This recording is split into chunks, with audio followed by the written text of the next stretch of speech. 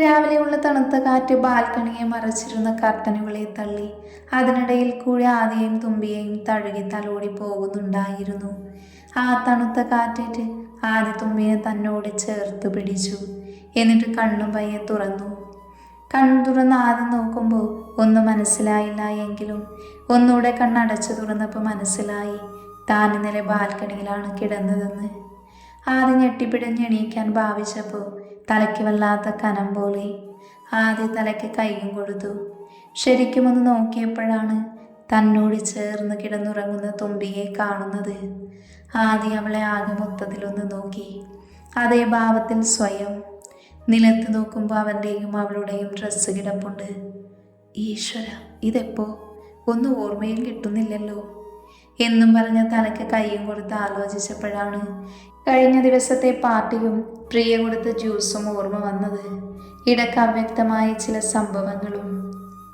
Shit, പൊന്ന മോള് പണി തന്നതാ. അതും പറഞ്ഞ് ആദി നിസ്സഹായനായി തുമ്പിയെ നോക്കി.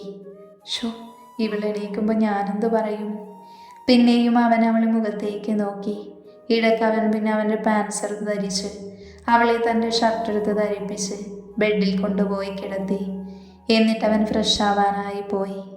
അവൻ ഫ്രഷായി വന്നപ്പോഴേക്കും തുമ്പി എണീറ്റിരുന്നു. അവൾ തല കൈ കൊടുത്തിരുന്നു. തുമ്പി, അവൻ പതിയെ വിളിച്ചു. അവൾ തൻ്റെ മുഖത്തേക്ക് നോക്കി. കണ്ണുകൾ നിറഞ്ഞിരുന്നു. അത് കണ്ടവൻക്ക് വല്ലാത്ത സങ്കടം തോന്നി. അവൻ അവളുടെ അടുത്തേക്ക് പോയി. അവൾ മുഖം കുനിച്ചിരിക്കുകയായിരുന്നു. തുമ്പി എന്ന് വിളിച്ച് അവളുടെ മുഖം ഉയർത്തി. കണ്ണുനീർ വരുന്നുണ്ടായിരുന്നു. അവൾക്ക് അവനെ വലിച്ച് തൻ്റെ നെഞ്ചോട് ചേർത്ത് പിടിച്ചു. തുമ്പി, സോറി, നിന്നെ ഞാൻ ബോധമില്ലാത്തപ്പോൾ. അവനെ മുഴുവൻ പറയാൻ സമ്മതിക്കാതെ അവൾ പറഞ്ഞു. വേണ്ട ഋഷിയേട്ട, എന്തിനാ സോറിയൊക്കെ പറയുന്നേ? ഞാൻ നിങ്ങളുടെ ഭാര്യയാണ്.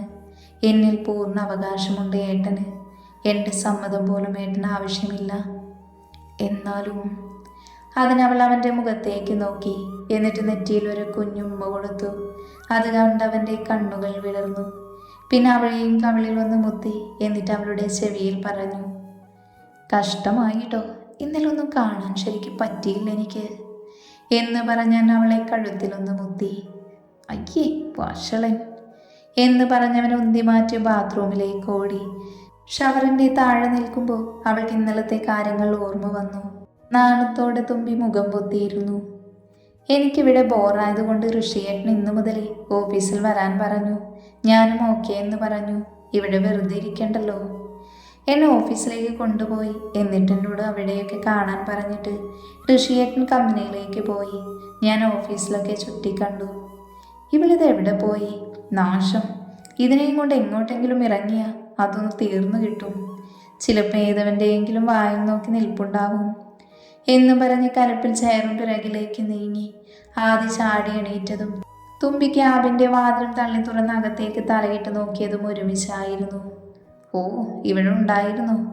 എന്തായാലും കമ്പനി സൂപ്പർ. തുമ്പി പറഞ്ഞതും കം ഫാസ്റ്റ് എന്ന് പറഞ്ഞ് അയാൾ കാറ്റുപോലെ സോഫയുടെ അടുത്തേക്ക് പോയിരുന്നതും ഒരുമിച്ചാണ്. എന്താ? എനിക്ക് നിന്റെ പുറകെ നടക്കലല്ല പണി, പെട്ടെന്ന് വാ എന്നും പറഞ്ഞ് ആദ്യം അവളെ വിളിച്ച് അവളുടെ അടുത്തായിരുത്തി. പെട്ടെന്നാണ് ആദ്യം നെറ്റിയിൽ പടർന്നു കിടക്കുന്ന സിന്ദൂരത്തിന് ചുവപ്പ് കണ്ടത്. അവൻ കയ്യിലിരുന്ന് കർച്ചീഫ് കൊണ്ടത് തുടച്ചു മാറ്റി. മുടി കുറച്ച് അഡ്ജസ്റ്റ് ചെയ്ത് വെച്ചു. തുമ്പിയാണെങ്കിൽ ഇങ്ങേരുത് എന്തായി കാണിക്കുന്നതെന്ന എക്സ്പ്രഷനിലാണ്. പിന്നെ എൻ്റെ കൈമടിയിൽ നിന്ന് എടുത്തു മാറ്റി. എന്നിട്ട് മടിയിൽ കിടന്ന തുമ്പി അവനെ തന്നെ നോക്കിയിരുന്നു. തുമ്പിയൊന്ന് മസാജ് ചെയ്തതാ. അവളൊന്ന് മൂളിക്കൊണ്ട് മസാജ് ചെയ്തു കൊടുത്തു. അപ്പോഴാണ് ആദി എന്ന് വിളിച്ച് പ്രിയ അകത്തോട്ട് വന്നത്. ആദി. തുമ്പിയും ആദിയും ഞെട്ടിയെണീറ്റു. പ്രിയാണെങ്കിൽ കണ്ണിൽ വെള്ളം നിറച്ച് നിൽക്കുവാണ്. ആദി, എന്താ ഇത്? നീ എന്നെ ചീറ്റ് ചെയ്യുകയായിരുന്നു അല്ലേ? പ്രിയ. ആദി അവളെ വിളിച്ചു. തുമ്പിയാണെങ്കിൽ എന്താ ഇപ്പം സംഭവം എന്നറിയാതെ നിൽക്കുവാണ്. അവൾ വീണ്ടും ഓരോന്ന് പറഞ്ഞു.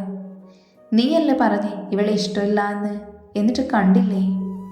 ഡി വൈക, മര്യാദയ്ക്ക് ഞങ്ങളുടെ ജീവിതത്തിൽ നിന്ന് ഇറങ്ങിപ്പൊക്കോണം. അങ്ങനെ പറഞ്ഞവ ചവിട്ടിത്തുള്ളി പോയി. തുമ്പിയാണെങ്കിൽ ഒരു ഞെട്ടലോടെ ആദിയെ നോക്കി നിന്നു. അവനൊന്നുമില്ല എന്ന രീതിയിൽ കണ്ണടച്ചു. നിനക്ക് കുറേ ഡൗട്ടുണ്ട് എന്നറിയാം. അതൊക്കെ ഞാൻ വീട്ടിലെത്തിയിട്ട് പറഞ്ഞു തരാം, ഓക്കെ? ഞാൻ അതേന്ന രീതിയിൽ തലകുലുക്കി. രാത്രി ബാൽക്കണിയിൽ ഞാൻ ഇരിക്കുവായിരുന്നു. എന്താ വൈഫി ഒരാലോചന? ഒന്നുമില്ലേട്ടാ. ഒന്നുമില്ല എന്നൊന്നും പറയല്ലേ, എനിക്കറിയാം പ്രിയയെക്കുറിച്ചല്ലേ. അതെ, ഞാൻ പറഞ്ഞു തരാം എന്ന് പറഞ്ഞ് ആദ്യം അവളുടെ അടുത്തിരുന്നു. എന്നിട്ട് പറഞ്ഞു തുടങ്ങി. ഞാനും പ്രിയയും സിദ്ധുവും ഒരുമിച്ചായിരുന്നു പഠിച്ചിരുന്നത്, ഒരു ക്ലാസ്സിൽ തന്നെ. പതിയെ പതിയെ ഞങ്ങൾ മൂന്നാൾക്കുമിടയിൽ നല്ല സൗഹൃദമുണ്ടായി. എനിക്ക് പ്രിയനോട് വല്ലാത്ത വാത്സല്യമായിരുന്നു, ആശുവിനെ പോലെ. കാരണം അവൾക്ക് അവളുടെ പപ്പ മാത്രമേ ഉള്ളൂ. അവൾക്ക് അവളുടെ പപ്പ കഴിഞ്ഞാൽ പിന്നെ ഞങ്ങളെയാ ഇഷ്ടം. അതുകൊണ്ട് തന്നെ അവൾ ഞങ്ങളോട് എല്ലാ കാര്യങ്ങളും പറഞ്ഞിരുന്നു, അവളുടെ അസുഖത്തെ പറ്റിയും. അസുഖമോ? തുമ്പി ചോദിച്ചു. Mental problem. അമ്മയുടെയും അനിയത്തിയുടെയും മരണം നേരിട്ട് കണ്ടതിലുള്ള ഷോക്ക്. ഞങ്ങൾ നല്ല രീതിയിൽ തന്നെ ആയിരുന്നു. അവൾക്ക് സിദ്ധുവിനേക്കാളേറെ എന്നോടായിരുന്നു ഒന്നുകൂടി അടുപ്പം. അതുകൊണ്ട് കോളേജിലെ ഒട്ടുമിക്ക കുട്ടികളും അത് തെറ്റിദ്ധരിച്ചു. ഞങ്ങൾ മൈൻഡ് ചെയ്യാറില്ലായിരുന്നു. പക്ഷെ അവിടെ മുതൽ അവളുടെ സ്വഭാവം മാറാൻ തുടങ്ങി. എന്നോട് ഏത് ഗേൾസ് വന്ന് സംസാരിച്ചാലും അവരെ ചീത്ത പറയുക, ഉപദ്രവിക്കുക. ഞങ്ങൾ അതിൽ പിന്നെ ഒരുപാട് കാലം പിണങ്ങി നിന്നു. പക്ഷേ എത്രയായാലും അവളെ വെറുക്കാൻ കഴിയില്ലായിരുന്നു. അവളെ ഇഷ്ടം ഞാൻ കണ്ടിട്ടും കാണാത്ത പോലെ നടിച്ചു. അവളുടെ മനസ്സിൽ നിന്ന് ഞാൻ പോവാനാണ് ഞാൻ പെട്ടെന്നൊരു കല്യാണം സമ്മതിച്ചത്. അവൻ പറഞ്ഞു നിർത്തിയതും അവൻ തുമ്പിയെ നോക്കി. അവളും അവനെ തന്നെ നോക്കി നിൽക്കുവാണ്. തുമ്പി, നോക്ക്, നിനക്ക് അംഗീകരിക്കാൻ കഴിയുമോ എന്ന് എനിക്കറിയില്ല. പക്ഷെ നീ എനിക്ക് വേണ്ടി ഒരു കാര്യം ചെയ്യണം. എന്താ? അവൾ ഇനിയും ഇങ്ങനത്തെ ഓരോന്ന് പറഞ്ഞു വരും. ബട്ട് അത് നീ കണ്ടില്ലെന്ന് നടിക്കണം. എനിക്കുറപ്പുണ്ട്, കുറച്ച് കാലത്തിനുള്ളിൽ അവളെ നമുക്ക് മാറ്റിയെടുക്കാൻ പറ്റുമെന്ന്. അത് കേട്ട് തുമ്പിയൊന്ന് പുഞ്ചിരിച്ചു. എന്നിട്ട് പറഞ്ഞു, ശരിയേട്ടാ, ഞാനിനി അവളെ വിഷമിപ്പിക്കാതെ നോക്കാം. താങ്ക്സ് ഡി എന്ന് പറഞ്ഞവളെ പുണർന്നു. കുറച്ചു നേരം അങ്ങനെ തന്നെ നിന്നു. പിന്നെ അവളുടെ നിശ്വാസം കഴുത്ത് തട്ടിയതും അവൻക്ക് എന്തൊക്കെയോ മാറ്റങ്ങൾ വരുന്ന പോലെ തോന്നി. അവനറിഞ്ഞ് അവളുടെ അരയിൽ കൈവച്ച് കൈ ഒന്നുകൂടെ മുറുകി. അവൾ മുഖം ഉയർത്തി അവനെ ഒന്ന് നോക്കി. കണ്ണുകൾ ഉടഞ്ഞു. അവർ തമ്മിലുള്ള അകലം കുറഞ്ഞു. പെട്ടെന്ന് അവൻ അവളുടെ അധരം ഒന്ന് നുകർന്നു. അവൻ്റെ കൈകൾ അവളുടെ ബനിയനുള്ളിലൂടെ അരിച്ചിറങ്ങി. കുറച്ച് സമയത്തെ ചുംബനത്തിനു ശേഷം അവൻ അവളെ മോചിപ്പിച്ചു. അവളുടെ കഴുത്തിലേക്ക് മുഖമാർത്തി അവളെ പല്ലുകൾ അമർന്നു. അവളിൽ നിന്നൊരു ശീൽക്കാരം ഉയർന്നു. അവൻ അവളെ കോരിയെടുത്ത് അവൾ ഒരു പൂച്ചക്കുഞ്ഞിനെ പോലെ അവൻ്റെ നെഞ്ചിൽ കിടന്നു. അവൻ അവളെയും കൊണ്ട് കട്ടിലിൽ കിടത്തി. എന്നിട്ട് അവളുടെ മേലേക്ക് ചാഞ്ഞു. അവൻ ആ രാത്രിയിൽ സ്വബോധത്തോടു കൂടി അവളിലേക്ക് ആഴ്ന്നിറങ്ങി. രണ്ടുപേരുടെയും പ്രണയമാർന്ന നിമിഷമായിരുന്നു അത്. ദിവസങ്ങൾ ഓടിമറഞ്ഞുകൊണ്ടിരുന്നു. ആദിയുടെയും തുമ്പിയുടെയും പ്രണയം അങ്ങനെ ഒഴുകിക്കൊണ്ടിരുന്നു. ഇതിനിടയിൽ പ്രിയ വന്ന് ഓരോന്ന് പറഞ്ഞുകൊണ്ടിരിക്കും. തുമ്പി അത് വല്ലാതെ മൈൻഡ് ചെയ്യില്ല, ആദി പറഞ്ഞതുകൊണ്ട് തന്നെ. അതുപോലെ തന്നെ അവളുടെ അച്ഛൻ്റെ അധ്വാനമായ സീതാ ഗ്രൂപ്പ്സ് തിരിച്ചെടുക്കാനുള്ള കാര്യങ്ങൾ ആദ്യം സിദ്ധുവൻ ചെയ്തുകൊണ്ടിരുന്നു. കുറേയൊന്നും ചെയ്യാനില്ലായിരുന്നു, കാരണം ഇപ്പോഴും തുമ്പിയുടെ പേരിൽ തന്നെയാണല്ലോ. ഇന്നവർ കമ്പനിയിലേക്ക് പോകുന്നത് വൈദ്യന്മാരെ ഓടിക്കാൻ. തുമ്പിയും ആദിയും പിന്നെ സിദ്ധുവും കമ്പനിയിലേക്ക് ചെന്നു. അവർ നേരെ കമ്പനിയുടെ മുമ്പിൽ നിന്നു. അവർ നെയിം ബോർഡിലേക്ക് നോക്കി. ദക്ഷിൺ ദാമോദർ എന്ന പേര് കണ്ടതും തുമ്പിക്ക് കലിയിളകി. അവൾക്കത് കണ്ടിട്ട് ദേഷ്യം വന്നു തുടങ്ങിയിരുന്നു. അവളൊന്നും പറയാതെ ഡോറ് തുറന്നു. അവിടെ അമ്മാവൻ ദാമോദരന്മാർ പിന്നെ ദക്ഷമുണ്ടായിരുന്നു. അവരവളെ കണ്ട് ആദ്യം ഒന്ന് ഞെട്ടി. പിന്നെ അമ്മാവൻ സംസാരിച്ചു. മോളെ, എവിടെയായിരുന്നു നീ? എവിടെയൊക്കെ ദക്ഷം ഞാൻ നിന്നെ നോക്കിയെന്നറിയുമോ? എന്തായാലും ഞാൻ വന്നല്ലോ അമ്മാവാ. വൈക, ഇരിക്ക്. പിന്നെ ആദവെന്താ നിന്റെ കൂടെ? ദക്ഷിണൻ ഒരു സംശയരൂപേണ ചോദിച്ചു. ഓഹോ, നിങ്ങൾക്ക് ആദ്യം നേരത്തെ അറിയോ? പിന്നെ അറിയാതെ, ഫേമസ് ബിസിനസ്മാൻ അല്ലേ? അതെ അതെ, സിദ്ധു കൂട്ടിച്ചേർത്തു. പിന്നെ അമ്മാവാ, അവളൊരു പ്രത്യേക താളത്തിൽ വിളിച്ചു. എന്താ മോളെ? ഒരു മീറ്റിംഗ് വിളിക്കൂ അമ്മാവൻ. എന്തിനാ മോളെ ഇപ്പം മീറ്റിംഗ്? അതെന്താ അമ്മാവ അങ്ങനെ ചോദിക്കുന്നേ? കമ്പനിയുടെ മുതലാളിയല്ലേ ഈ തുമ്പി. അപ്പം എല്ലാ സ്റ്റാഫിനെയും മുതലാളിക്ക് പരിചയപ്പെടണ്ടേ? സിദ്ധുവാണ് പറഞ്ഞത്. അത് ശരിയാ. വളരെ പെട്ടെന്നായിരുന്നു എല്ലാം അറേഞ്ച് ചെയ്തത്. എല്ലാവരും മീറ്റിംഗ് ഹാളിലേക്ക് പോയി. Good morning girls. അവളെ കണ്ട് ഓഫീസിലുള്ളവർ അവൾ ആരാണെന്നുള്ള രീതിയിൽ അവളെ നോക്കി. അവൾ തുടർന്നു. നിങ്ങൾക്ക് ഞാൻ ആരാണെന്ന് അറിയില്ല. സോ ഞാൻ തന്നെ പറയാം. I am Vaiga Aadhav Rishikesh. And meet my husband Aadhav Rishikesh എന്ന് പറഞ്ഞ് അവൾ തുടങ്ങി. അമ്മാവനും മോനും ഇത് കേട്ടിട്ട് ഞെട്ടി. അത് കണ്ട് തുമ്പിയൊന്ന് ചിരിച്ചു. ഞാനല്ലേ ഈ കാണുന്ന സീത ഗ്രൂപ്പ്സിൻ്റെ ഒരേ ഒരു അവകാശി അല്ലേ അമ്മാവ? അവൾ പറഞ്ഞത് കേട്ട് ദാമനും ദക്ഷനും ഒന്ന് ചിരിച്ചെന്ന് വരുത്തി. അപ്പോൾ ഇനി ബാക്കി കാര്യങ്ങളിലേക്ക് കടക്കാം. Meet our new CEO Siddharth എന്ന് പറഞ്ഞ് സിദ്ധുവിനെ ചൂണ്ടിക്കാണിച്ചു. ദക്ഷനും ദാമോദരനും തികട്ടി വന്ന ദേഷ്യം പുറത്ത് കാണിക്കാതെ ചിരിച്ചു. അങ്ങനെ മീറ്റിംഗ് എല്ലാം കഴിഞ്ഞ് എല്ലാവരും പോയി. തുമ്പി വന്ന് അമ്മാവനോടായി സംസാരിച്ചു. അപ്പം ശരി അമ്മാവ, ഇനി അമ്മാവനും മോനും കുറച്ചു കാലം റെസ്റ്റ് എടുക്ക്. അപ്പം വിട്ടോ വീട്ടിലേക്ക്. അതും പറഞ്ഞവൾ ഡോറിലേക്ക് ചൂണ്ടിക്കാണിച്ചു. അവർ രണ്ടുപേരും ഇവരെ തുറിച്ചു നോക്കി അവിടെ നിന്നും പോയി. മോനെ, എന്ത് ചെയ്യും നമ്മളിനി? കയ്യിലെ മദ്യമൊന്ന് സിപ്പ് ചെയ്തുകൊണ്ട് രോഷത്തോടെ അവ ചോദിച്ചു. അച്ഛൻ പേടിക്കണ്ട, എനിക്കറിയാം എന്താ ചെയ്യേണ്ടതെന്ന്. ദക്ഷിൻ ദേഷ്യത്തോടെ പറഞ്ഞു. എന്താ നിന്റെ ഉദ്ദേശം? അവളെ ഒന്ന് പൊക്കാം. അവളുടെ പിന്നാലെ എപ്പോഴും നമ്മുടെ ആളുകളുണ്ട്. ധ്രുവൻ എന്ന് വരും? വൈകാതെ വരും അച്ഛാ. ഇപ്പം ഞാൻ വരണ്ട എന്നാണ് പറഞ്ഞിട്ടുള്ളത്. അത് കേട്ട് അയാളൊന്ന് മൂളി. കണ്ണു തുറന്ന് നോക്കിയപ്പോൾ തലക്കകത്തൊരു ഭാരം. അവൾ ചുറ്റും നോക്കി. താനിപ്പോൾ എവിടെയാണെന്ന്. അവൾ എണീക്കാൻ നോക്കി. ഇല്ല, പറ്റുന്നില്ല. എൻ്റെ കൈകാലുകൾ അങ്ങേയറ്റം തളർന്നിരിക്കുകയാണ്. തനിക്കൊന്നും ഇനി എണീക്കാൻ കഴിയില്ല എന്നവൾ ഓർത്തു. നടന്നതെല്ലാം ആലോചിച്ച് ഫ്ലാറ്റിൽ താൻ മാത്രമായിരുന്നു. കോളിംഗ് ബെല്ലടിച്ചപ്പോൾ വാതിൽ വന്ന് തുറന്നു. നോക്കുമ്പോൾ ഗുണ്ടകളെ പോലെ തോന്നുന്ന 3 പേര്. കുറെ രക്ഷപ്പെടാൻ നോക്കി. അതിനിടയിൽ ആരോ തലക്കടിച്ചു. പിന്നെ ഒന്നും ഓർമ്മയില്ല. കണ്ണു തുറന്നപ്പോൾ വേദന മാത്രമായിരുന്നു. വേറെന്തൊക്കെയോ ഒരു ഇരുട്ടുമുറിയും കൂടി. അവൾ ചുറ്റുപാടും നോക്കി. എങ്ങനെ രക്ഷപ്പെടുമെന്ന്. ഡോറ് തുറക്കുന്ന ശബ്ദം കേട്ടവൾ അവിടേക്ക് നോക്കി. ഇരുട്ടിൽ നിന്നും വെളിച്ചത്തിലേക്ക് ആ രൂപം നടക്കുന്നത് അവൾ കണ്ടു. അതിനനുസരിച്ച് വീണ് കിടക്കുന്നിടന്ന് ഞാൻ പിന്നോട്ട് നീങ്ങി. പതിയെ ആ രൂപം വെളിച്ചത്തേക്ക് വന്നു നിന്നു. എന്നെ നോക്കിയൊരു പുച്ഛത്തോടെ ചിരിച്ചതും ആ മുഖം കണ്ട് ഞാൻ ആകെ മരവിച്ചു പോയി. അയാളെൻ്റെ അടുത്തേക്ക് വന്ന് മുട്ടുകുത്തിയിരുന്നിട്ട് വശ്യമായ ചിരിയോടെ എന്നെ തന്നെ നോക്കിയിരുന്നു. എന്നിട്ട് അയാൾ എൻ്റെ നേരെ കൈ നീട്ടിക്കൊണ്ട് എൻ്റെ മുടിയിഴകിൽ പിന്നിലേക്ക് നീക്കിയപ്പോഴേക്കും ഞാൻ ഷോക്കടിച്ച പോലെ അയാളെ തന്നെ നോക്കിയിരുന്നു. എന്തു പറ്റി വൈഗ? ഞാനെന്താ ഇവിടെ എന്നാണോ നീ ചിന്തിക്കുന്നേ? ഇന്ന് നമ്മുടെ വിവാഹമല്ലേ? അപ്പം പിന്നെ ഞാൻ നിൻ്റെ കൂടെ തന്നെ വേണ്ടേ? ദക്ഷിൻ, നീ ഇതെന്തൊക്കെയാ പറയുന്നേ? ഓ, അപ്പം ഞാൻ ഇതുവരെ പറഞ്ഞതൊന്നും നിനക്ക് മനസ്സിലായില്ലേ? ഇന്ന് നമ്മുടെ വിവാഹമാണെന്ന്. അതുകൊണ്ട് നീ എന്ന് എങ്ങോട്ടും പോണില്ല. മര്യാദയ്ക്ക് നല്ല കുട്ടിയായിട്ട് ഈ കണ്ണൊക്കെ തുടക്ക്. ഞാൻ ഋഷിയേട്ടൻ്റെ ഭാര്യയാണ്, അതറിയാലോ നിനക്ക്. യെസ്, അറിയാടി.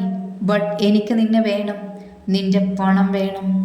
ഇല്ല, നിനക്കൊരു വസ്തുവും ഞാൻ തരില്ല. അതെൻ്റെ അച്ഛൻ്റെ അധ്വാനമാണ്. അതൊന്നും നിന്നെ പോലുള്ളവർക്ക് കളിയാടാൻ ഞാൻ തരില്ല. നീ തരും, തന്നിരിക്കണം. ഇല്ല, എന്നെ കൊന്നാലും ഞാൻ തരില്ല. എന്നാ ഓക്കെ, നിന്നെ ഞാൻ കൊല്ലില്ല, പകരം സ്നേഹിക്കും. അവൾ എന്താണെന്ന രീതിയിൽ അവനെ നോക്കി. അവനൊരു വഷളം ചിരിയോടെ അവളുടെ അടുത്തേക്ക് വന്നു. അവൾക്കൊന്ന് അനങ്ങാൻ പോലും കഴിഞ്ഞില്ല. ദക്ഷൻ തുമ്പിയുടെ അടുത്തേക്ക് നടന്നു വന്നു. അവൻ അവളുടെ ദേഹത്തേക്ക് അമർന്നു. പെട്ടെന്നാണ് വാതിൽ മലക്കെ തുറന്നത്. ഡോ എന്നൊരു അലർച്ചയായിരുന്നു. നോക്കിയപ്പോഴുണ്ട് ആദി. ഓഫീസിൽ നിന്നും ഞാനും സിദ്ധുവും നേരത്തെ ഇറങ്ങി വീട്ടിലെത്തിയപ്പോൾ ഫ്ലാറ്റിലെത്തിയപ്പോഴാണ് ഡോറ് തുറന്നു കിടക്കുന്നത് കണ്ടത്. ഞങ്ങൾ കയറിയപ്പോൾ കാഴ്ച കണ്ട് ഞെട്ടിത്തരിച്ചു പോയി. എല്ലാതും വലിച്ചു വാരിട്ടിരിക്കുന്നു. എന്തൊക്കെയോ പൊട്ടിയിട്ടുണ്ട്. തുമ്പിയെ ഞാനും സിദ്ധുവും കുറെ അന്വേഷിച്ചു. പക്ഷെ അവളെ കണ്ടില്ല. ഡാ സിദ്ധു, ഇനി എന്ത് ചെയ്യും? അവളിവിടെ കാണുന്നില്ലല്ലോ. വാ, നമുക്കൊന്നുകൂടി നോക്കാം ആദി. എല്ലായിടത്തും നോക്കി. അവരെല്ലാം മഴയിലൂടെ എല്ലായിടത്തുകൂടെയും നോക്കി. ഫ്ലാറ്റും പാർക്കിലൂടെയും എല്ലാം അവർ നോക്കിയിരുന്നു. പക്ഷെ അവൾ അവിടെയൊന്നും കണ്ടില്ല. പിന്നെ അവർ ഫ്ലാറ്റിലെ CCTV ചെക്ക് ചെയ്യാൻ പോയി. അപ്പോഴാണ് അവളെ 3 പേര് പിടിച്ചുകൊണ്ട് പോകുന്നത് കണ്ടത്. ഞങ്ങളാകെ ഞെട്ടിത്തരിച്ചു പോയി. എന്തു ചെയ്യും ആദി? ഇനി ദക്ഷൻ എങ്ങാനും എന്തെങ്കിലും ചെയ്തു കാണുമോ? ചാൻസ് ഉണ്ട്. അവനാണ് അവളുടെ ആകെയുള്ള ശത്രു. ശരിയാ. ഡാ, നമ്മൾ എന്ത് ചെയ്യുമിനി? ആദ്യ ദയനീയമായി ചോദിച്ചു. അവൻ്റെ ഒരു ഗോഡൗൺ ഉണ്ട് ഇവിടെ, കുറച്ച് ദൂരെ. അവിടെ നിന്ന് പോയാലോ? ചിലപ്പോൾ അവൻ അവിടെ കൊണ്ടുപോയെങ്കിലോ? വാ, നമുക്ക് പോയി നോക്കാം. അത് പറഞ്ഞ് ആ രണ്ടുപേരും ദക്ഷിൺ ഗോഡൗണിലേക്ക് പോയി. അവിടെ ചെന്നപ്പോൾ കുറെ തടിമാടന്മാരുണ്ടായിരുന്നു. അവരെ എല്ലാം അടിച്ച് തരിപ്പണമാക്കി. അവർ മുകളിലേക്ക് പോയപ്പോൾ അവിടെയൊന്നും കണ്ടില്ല. പിന്നെ അവിടെ ഒരു റൂം അടച്ചിട്ടിരിക്കുന്നത് അവൾ കണ്ടു. അതാണ് ചവിട്ടി പൊളിച്ചത്. ആദ്യം അവിടെ കണ്ട കാഴ്ച അവൻ്റെ എല്ലാ നാടിഞരമ്പുകൾ വലിഞ്ഞു മുറുകി. പിന്നെ അങ്ങോട്ട് ഫുൾ അടിയായിരുന്നു. അടിപിടിയായിരുന്ന ദക്ഷിണെ കുറച്ചടിച്ചവർ തരിപ്പണമാക്കി. അവൻ്റെ കൈകാലുകൾ തളർന്നു. അവിടെ കണ്ടൊരു വയസ്സെടുത്ത് അടിച്ചുകൊണ്ടിരുന്നു. കുറച്ചു നേരം അവൻ എണീക്കാൻ പറ്റാത്തതുപോലെയായി. ആദ്യ തുമ്പിയെ നോക്കുമ്പോൾ അവൾ വാടി തളർന്ന് കിടക്കുവാണ്. ബോധരഹിതയായിട്ടുണ്ടെന്ന് മനസ്സിലായി. അവളെ കോരിയെടുത്ത് അവിടെ നിന്ന് കൊണ്ടുപോയി. തുമ്പി രാവിലെ എണീക്കുമ്പോൾ എൻ്റെ അടുത്ത് കിടക്കുന്ന ആദിയെയാണ് കണ്ടത്. അവൻ ഉറങ്ങുമായിരുന്നു, തന്നെ ചേർത്ത് പിടിച്ച്. അവൾ മെല്ലെ എഴുന്നേറ്റിരുന്നു. അവൻ്റെ തലയിൽ ചെറുതായി തലോടിയിരുന്നു. കുറച്ചു നേരം എൻ്റെ മുഖത്തേക്ക് തന്നെ നോക്കിയിരുന്നു. അവൾക്ക് വല്ലാത്ത സ്നേഹവും സന്തോഷവും വാത്സല്യവും ഒക്കെ നിറഞ്ഞു. അവളുടെ മനസ്സിൽ അവൾ കുനിഞ്ഞിരുന്ന് അവൻ്റെ നെറ്റിയിൽ ചെറുതായൊന്ന് മുത്തം കൊടുത്തു. അതറിഞ്ഞ പോലെ അവൻ കണ്ണു തുറന്നു. അവൻ അവൾ തന്നെ കുറെ നേരം നോക്കി നിന്നു. അത് കണ്ടവൾ ചെറുതായൊന്ന് പുഞ്ചിരിച്ചു.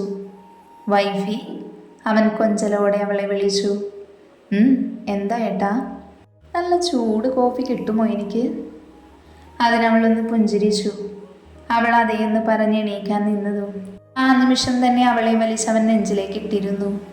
എന്താ ഏട്ടാ ഈ കാണിക്കുന്നേ? ഞാൻ കോഫി എടുത്തിട്ട് വരാം. അവിടെ കിടക്കടി, ഞാൻ കുറച്ച് നിന്നെ ഒന്ന് സ്നേഹിക്കട്ടെ. അയ്യോ, അത് വേണ്ട. വേണം.